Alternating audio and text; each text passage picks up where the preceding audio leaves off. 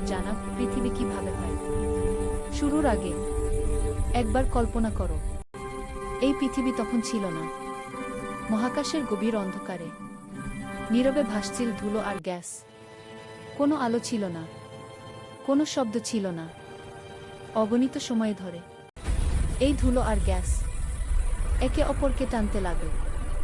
ধীরে ধীরে, খুব ধীরে তৈরি হতে লাগল একটি নতুন গ্রহ।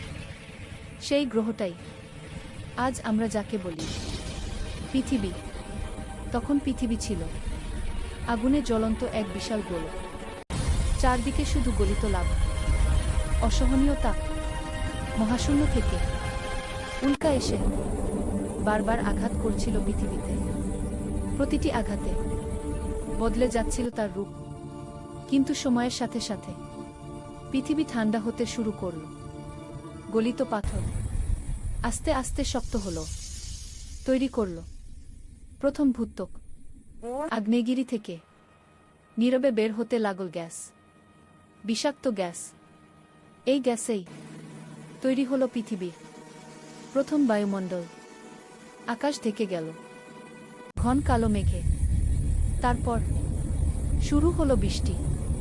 দিন নয়, মাস নয়, হাজার হাজার বছর ধরে এই বৃষ্টির পানিতেই জমতে লাগল সাগর আর মহাসাগর।